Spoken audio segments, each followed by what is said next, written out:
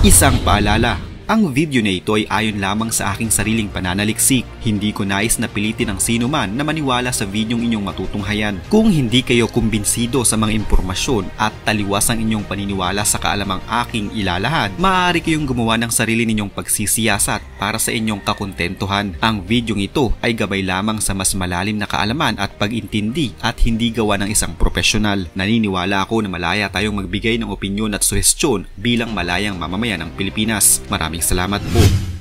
Mas naging agresibo na ang pag-atake ng Israel sa Gaza sa pagpasok nila sa second phase of war. Tumitindi rin ang sigalot sa pagitan naman ng Israel at ng isa pang militanteng grupong Hezbollah. Mas malakas na pagsabog at sunod-sunod na putok ng baril ang umalingaw sa Gaza Strip. Hanggang sa ngayon ay wala pa ding patidang bakbakan sa pagitan ng grupong Hamas at ng Israel na ngayon ay nasa mahigit sa 3 linggo na ang giyera. Ayon sa Prime Minister ng Israel, ang kanilang mas matinding pag-atake ang ikalawang yugto ng giyera kasunod yan ng paglunsad ng ground operations. Dose-dose ng tangke ang pumasok sa mga kuta at ang pagsabog ng mga gusali, subalit hindi naman nagpatinag ang Hamas. Bunsod ng walang awat na pambobomba, umabot na sa mahigit 9,400 ang kabuang bilang ng mga namatay sa giyera. Mahigit sa 8,000 sa mga ito ay mga Palestino sa Gaza Strip. Nagbigay muli ng 2 linggong palugit ang Israel sa mga residente sa Gaza para lumikas para sa kanilang sariling kaligtasan habang pinupulbos nila ang Hamas sa Gaza. Hanggang sa ngayon ay wala pa ding usapin ang magkabilang kampo tungkol sa tigil putukan sa kabila ng panawagan ng United Nations General Assembly na ceasefire.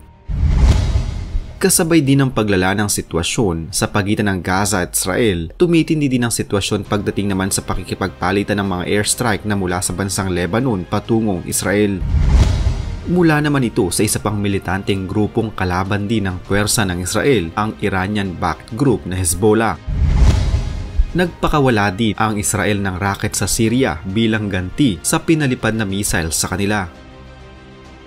Bukod sa giyera ay nagkakagulo na din sa iba't ibang panig ng mundo dahil sa kabi-kabilang mga protesta. Nakipagbalyahan ng mga pro-Palestinian sa isang airport na ito sa bansang Russia. Pinagsisira nila maging ang mga gamit at pasilidad ng airport dahil sa protesta. Ang Russia ay may magandang ugnayan sa dalawang bansa, Israel man o Palestine. Paulit-ulit na sinasabi ng Kremlin na wala silang pinapanigang bansa dahil pareho ang mga ito ay may malapit na ugnayan sa kanila. Subalit hindi sila sang-ayon sa kaguluhan doon ngayon lalo pat maraming mga sibilyan ang nadadamay. Kagaya din ng China, sinisisi din ng Russia ang bansang Estados Unidos na siya umunong nagpapalala ng sitwasyon at tila Amerika umano ang nagsilbing gaas sa ningas ng dalawang panig kaya mas lalo pang nagliyab ang apoy. Dahil sa kaguluhan na ito, marami na ngayon ang nasawi mula sa magkabilang panig at marami din ang nasugatan. Hindi na din halos masukat ang naging danyos ng pinsala bunsod ng walang tigil na bakbakan ng Israel laban sa militanteng grupong Hamas. Sa kabila nito, kung matatandaan ang China nag-deploy ng kanilang 6 na barkong pangdigma sa West Asia, naglunsad naman ang nuclear strike simulation ng Russia na ayon sa marami ay malaki umano ang kinalaman nito sa nagaganap na hidwaan sa pagitan ng Israel at ng Gaza. Subalit sa kasalukuyan, tila mas nagiging malinaw na ang lahat sa kung sino talaga ang kinakampihan ng Russia dahil sa mga naglabasang pahayag ng mga tao at pahayag ng ilang mga kilalang personalidad. May mga ibinunyag si Kirilo Budanov, ang Head of Defense Intelligence ng Ukraine, tungkol sa umunoy lihim na pagtulong at pagpaplano ng Russia kasama ang Hamas. Matatandaan na mahigit na sa 1 taon ng digmaan sa pagitan ng Russia at Ukraine at hanggang sa ngayon ay wala pa ding malinaw na kasunduan sa pagitan ng dalawang mga bansa. Labis nang naapektuhan ng Ukraine at marami na ding mga buhay ang nawala. Dahil sa patuloy na pananalakay ng puwersa ng Russia sa Ukraine, may mga armas umano na nakukuha ang puwersa ni Vladimir Putin mula sa puwersa ng Ukraine. Mga armas na naiwan, inagaw o kinuha ng puwersa ng Russia mula sa puwersa ng Ukraine. Ang mga armas umano na ito ang siyang dinadala ng Russia sa Gaza Strip upang ibigay sa puwersa ng Hamas. Ayon pa kay Budanov, hindi umano maapektuhan ng kaguluhan sa pagitan ng Israel at Hamas ang kaguluhan din sa Ukraine kung natapos agad ito. Subalit sa kasalukuyan, ang nagaganap na kaguluhan ay nasa mahigit 3 linggo na ang nakakaraan ay hindi pa din humuhupa at maaari pang humantong sa mas malawak na kaguluhan. Ang pahayag na ito ni Budanov ay kanyang sinabi sa isang interview. Idinagdag pa niya na ang ilan pang mga armas na ginagamit ng Hezbollah na kilalang kaalyado ng Hamas at suportado ng bansang Iran ay nagmula din sa Russia na kanilang nakuha mula sa Ukraine. Naniniwala din si Budanov na ang Russia din ang nagturo sa puwersa ng mga Hamas kung paano gamitin ang mga FPV drones na ginamit ng Hamas sa kanilang naging unang pag-atake sa Israel. Ang mga FPV drones o First Person View ay mga klase ng drones na ang nakikita nito ay siyang mismong nakikita na nagmamaneobra nito. Meron itong camera na siyang nagtatransmit ng live videos patungo sa goggles, headset at smartphone ng sinumang gumagamit nito.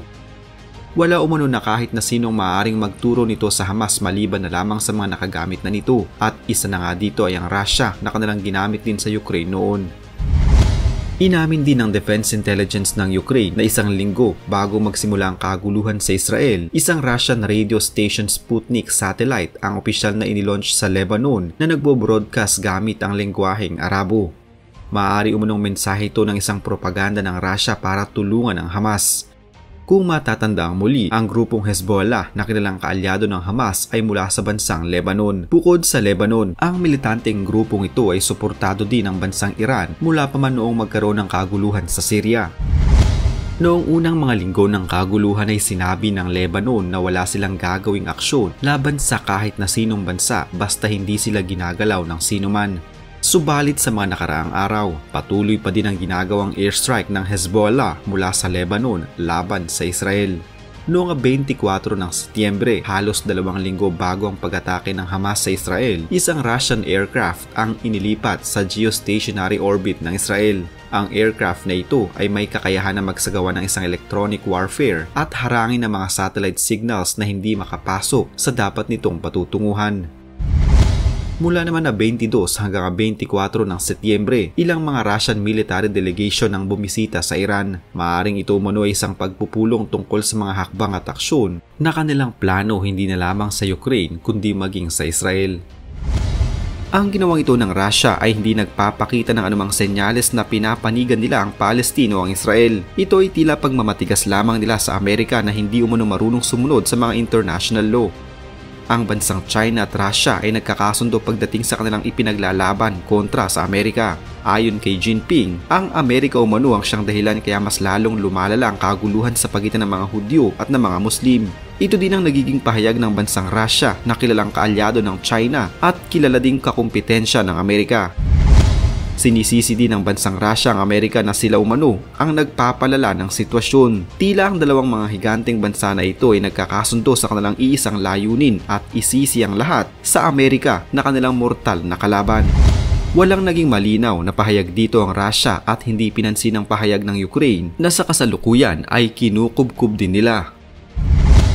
Sa ngayon, hindi malabong magkaroon ng malaking kaguluhan na damay ang buong mundo dahil na din sa komplikasyon at pagkakasangkot ng mga malalaking bansa sa nangyayaring kaguluhan sa pagitan ng Israel at ng militanteng grupong Hamas.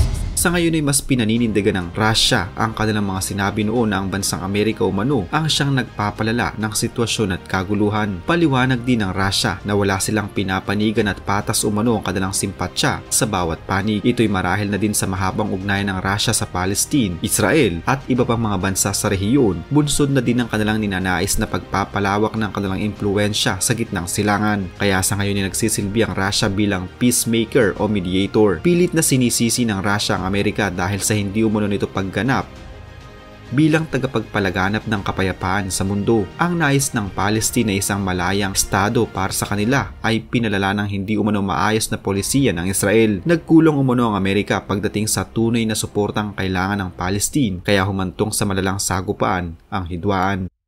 Isa na namang kwento ng pagbabalik tanaw sa kasaysayan ang naitampok natin ngayon. Huwag kalimutang i-like ang video ito at mag-iwan ng komento sa ibaba ng mga nais nyo pang malamang kwentong kasaysayan sa Pilipinas. Mag-subscribe na din para lagi kayong updated sa mga pinakabagong video dito sa Kasaysayan Pinoy. Magandang araw po at mabuhay ang bansang Pilipinas!